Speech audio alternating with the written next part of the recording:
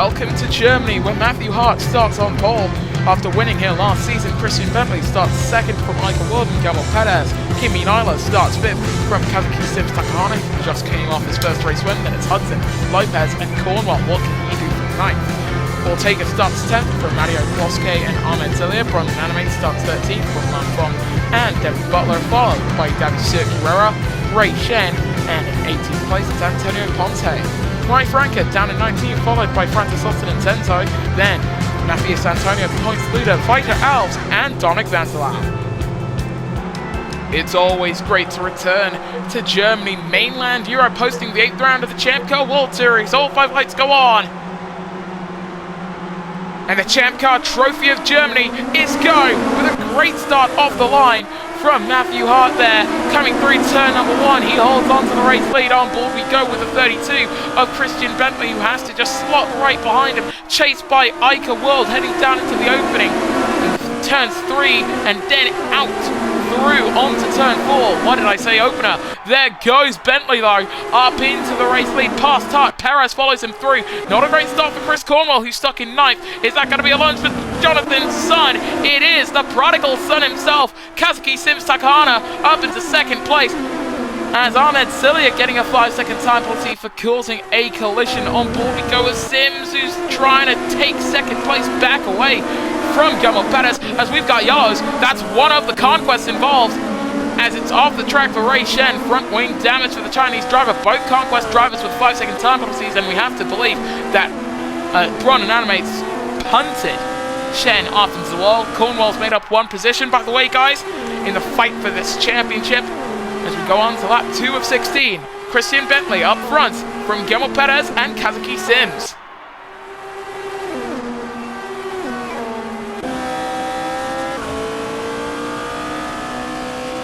Bentley with the fastest opening sector of anyone, but just about getting attack mode. No, he does not have it.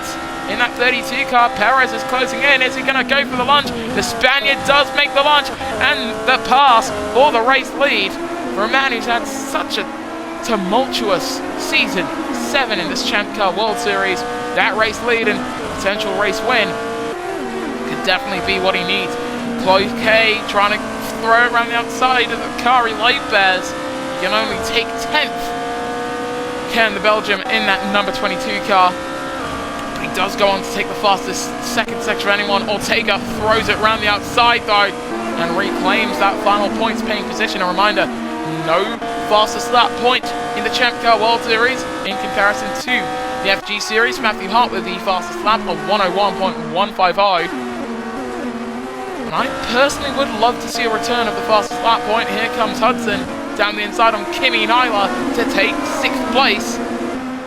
Here comes the British driver in that 77 car, but we are going to have to quickly cut away because Christian Bentley is going side by side with Gamal Perez coming through turn 4. He reclaims the race lead from the Spanish driver, who's about to go side by side with him yet again. Almost banging wheels there, the 2 drivers.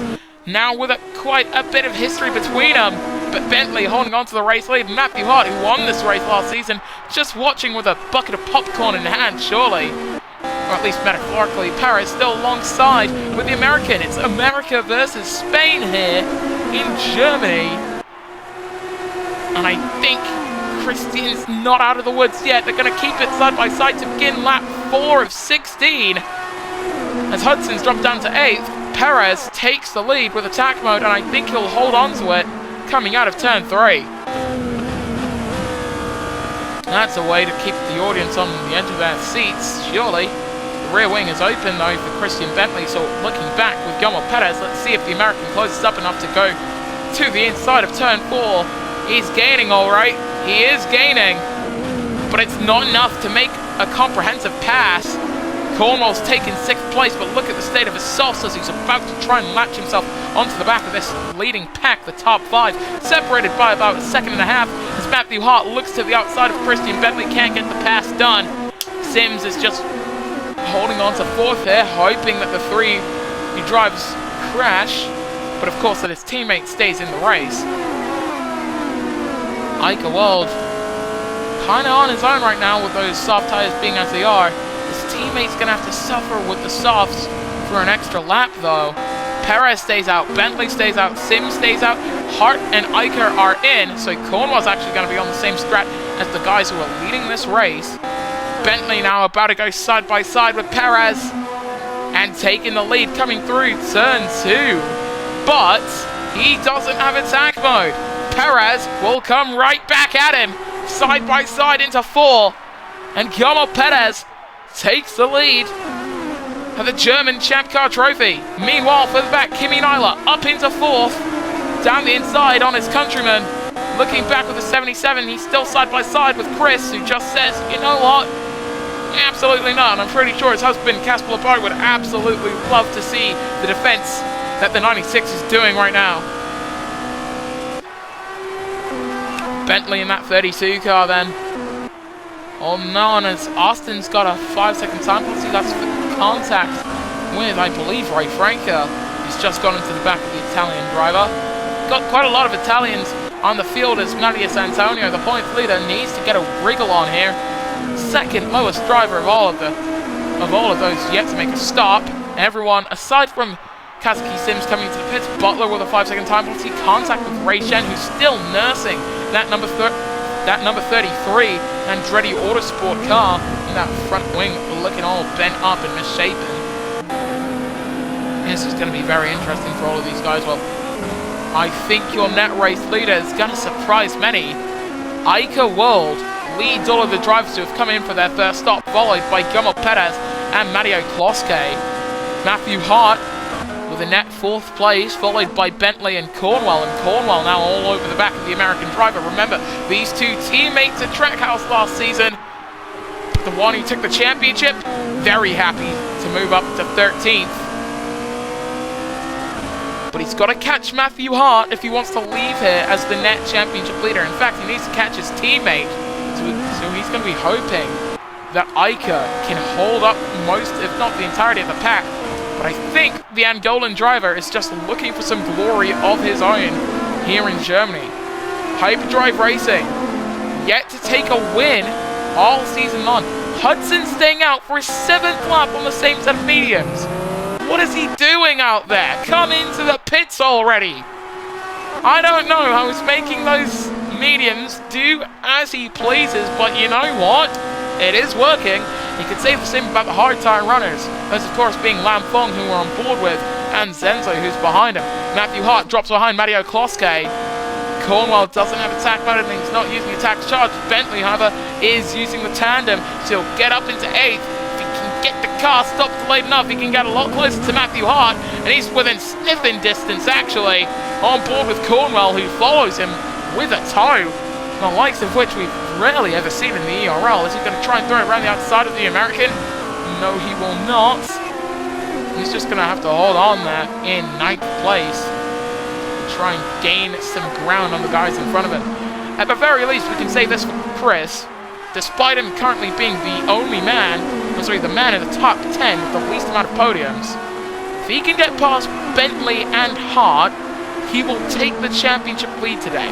Perez is taking the lead though, so he might actually need to get past Guillermo to take the championship lead cohesively, and that would require him winning a race.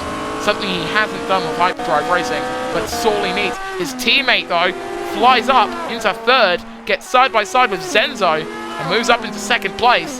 These guys on the hards really struggling with their tires, and you're going to see similar struggles with the soft compound tires as well, as Bentley moves past Mario Kloske.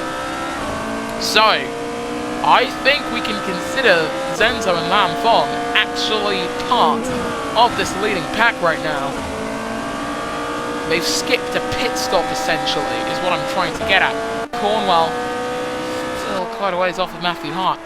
Guillermo Perez in the number 3 Target Chip Ganassi car leads. His teammate down in 18th has gone a 5-second time penalty for contact with Weiser Alves, who I still don't know how he's still got that seat. Lam Fong lets Kloske go by as Zenzo dives down to the pits. Is that Devin Butler into the pits as well? Butler is down pit row. I think they're going 4 wide here as Cornwell gets past Lam Fong and gets down the inside on Christian Bentley. Got close to contact, was lucky not to hit the back of the American driver, who does not have attack mode. Matthew Hart seemingly also without the overtaking aid, heading down into turn 4. Side by side they go, and the British driver moves up into 4th. On board with Christian Bentley in that 32, holding it side by side with his former teammate, but he's not got the inside line. He needs that. He needs it more than anything, and he's got it now, and will hold on to 4th place. Lam Phong into the wall almost, weaving like a madman at 24% tyre wear. That's a moment where the tyres, while they haven't blown up, are giving you no grip at all. And that's a moment that we could see a lot with Christian Bentley if he opts to stay out, but he has had to lift quite a bit. Ortega comes down pit road. This is the fight for 3rd. Make that the fight for 2nd as Iker's coming to the pits, and also down in pit lane, Guillermo Perez. So Chris Cornwell takes the lead of the German ChampCar trophy. Last season was taken out by the man he would ultimately replace. It's Bentley's got a 5-second time penalty for causing a collision, but the men in 2nd and 3rd are closing up. Here comes Matthew Hart to move up into the race lead. And is that a problem for Chris Cornwell? It isn't, it's just low grip as they almost turn each other up front. Hart takes the lead. Bentley's got 10 seconds worth of time penalties in the course of 2 corners in a straight. How has the American driver managed that as his former teammate comes by to greet him and get past him if he can, but he's forced to stay side by side. This is some of the most intense racing we've seen here in Germany, and I don't know if he's going to get by. Sims flies around the outside of the British driver. He's going to have to stay alongside him. No, he's going to have to drop back. We do have some grey clouds here in Germany. Hart comes down into the pits. Bentley takes the lead on lap 11. We could see the inters in use here, guys. It's softs going on. Sims has got a time penalty. He's hit his teammate. The top 2 are not in the fight for the lead. Officially speaking, Cornwell's got the net race lead. The 2 Sims drivers, both with time penalties. And Bentley, with the rear wing open, doesn't seem to have any pace. Kimi Nyla flying past Chris Cornwell. He needed the slipstream as the 2 British drivers almost collide, but they do get past Christian Bentley. What is happening down at Sims Racing? They may lead with the same man who won his home race as Nyla goes into the back of Cornwell. Everyone around that number 96 now has a time penalty. They really are just misjudging it as the 32 flying around the outside of the 77 but can't get the move done. We see this so often around that corner, but he just manages to hold it to get by. And now these drivers just seem as if they are trying to hold on with the tyres that they've got, waiting for rain to fall. Hudson runs into the back of Chris. And in fact, with that 10-second time penalty, will take the race lead. But I think Cornwell's going to take this uncontested now. 27% tyre wear. He's going to have to pit come the end of this lap, surely. There's no way Hyperdrive can keep him out for another tour. And he's blocked by Bentley. He's going to get past all of these guys down in the pits, of course, when they come in. But it's still a big risk for Hyperdrive because they've kept him out this long. Mario Kloske with his 5-second time penalty causing a collision. Coming through the 2nd sector, coming through the end of the 2nd sector, in fact. It is getting a little bit windy here. Hudson going side by side and taking 2nd away from Christian Bentley. Cornwell's done a monster stint. As further back, it's into the wall for the number 71 of Devin Butler, who's got a time penalty. One of these guys coming in. Sims down into pit row. Bentley stays out. Hudson comes in. Cornwell comes in. This is what Hyperdrive have been waiting for. They can put him onto a set of softs. They can put him onto a set of mediums. They go for another set of mediums. That's a safer option, but they have to let Brondon Animates go by. Will that negate the 5-second time penalty? It will not, at least in Sims's case. What about Hudson's? It won't do it there either. Of course, it was a 10-second time penalty in the Malaysian driver's instance. Iker World has moved up into 4th place. The question is, can the softs run to the end? That's a good lunge there from Guillermo Perez, the only man who can really rain on Chris Cornwell's parade right now. Hyperdrive Racing have done a clinic. They've done everything they could have done on the strategy side, and I think they've done it as well as they humanly could. Iker with a track limits warning. contact almost made with Kimi Nyla. They stay side by side, as that will be third for the number 9. This man hit the ERL scene in Season 14 of Formula E with Mercedes, debuting alongside racing royalty Ian Babness Jr., a man who's still yet to follow in his dad's footsteps and take more than a race win. Bentley's going to come down into the pits and serve his time penalty. So Guillermo Perez takes the lead, almost contact with Ica there. Ica World steals the race lead away from the Spaniard. Yippee-ki-yay for Hyperdrive Racing. But Target Chip Ganassi still with a trick or two up their sleeve using attack mode, coming out of 3 and taking the lead away once more. I don't know if the English-based team is ever going to get a race win this season. They could take the championship with some undying consistency from this man. Some good points as well. A reminder, the points lead after 7 races is 60 points, with the championship leader getting a corner cut time penalty. We rarely see those anymore. I've just received some news over my ear. It seems as if the ERL is about to land a deal that will see the Monaco E-Prix and the Monaco Grand Prix return to the calendar. Monaco would be a part of both the Formula E and ChampCar World Series calendars, which will be interesting to see as we go on to the penultimate lap of this race. Guillermo Perez from Ica World and Mario Kloske. But the men in second and third struggling with their tyres. I don't think they'll make it. Chris Cornwell is trying to cut through the field. Is it too little too late for the British driver? I think he's going to get some good points. Nonetheless, it will be another good points day for Hyperdrive Racing. But I think it will be Target Chip Ganassi coming home with the best. Kimi Nyla, certainly he got something to go for here, going side by side with his teammate as Lam Fong further back, getting a time penalty for causing a collision. Nyla deciding to stay behind his teammate. 12% for Ica World as he's been passed by Mario Kloske, who, despite the time penalty, sees the opportunity to finish the race up front. His teammate Rai Franca has also had some show-stopping performances for Trackhouse Racing. Cornwell's made his way up back into the position where he started this race in 9th. Right now he's looking to get 8th, done and dusted as we go on to the final lap. Kimi Nyla has absolutely shredded those tyres, 14%. Kloske at 7%, 4% for Ica, but Guillermo Perez still up front, still holding firm. Your race leader here in Germany, only with a sector and a half to go. Ica with a corner cut warning, dueling side by side with the Belgian driver. He hit 0. Ica World for Nord Hyperdrive has hit 0 on the verge of his first podium of the season. At this rate, it will go to Zenzo. We go on board with the 91, who just avoids him. That is going to be second for the Dale Coyne Racing driver. A brilliant outcome for that team. But out in front, Guillermo Perez, robbed of the opportunity last time out as it's a big spin for Danny Ortega. Perez takes victory in Germany. Meanwhile, there's a lot of stuff going down there. Oh, Ica in the air! Both of the Penske's involved. Ica World went airborne. Ortega's got a full car puncture. Cornwell's going to come home with 6th here. I don't think that will be good enough to take the lead. I think Perez will take it in the championship. My God. If Perez doesn't take the championship lead, by the way, guys, Cornwell, I believe, should be... No, he finished behind Hart. Hart's going to gain points on him as well, as Ortega passed by the entirety of the field.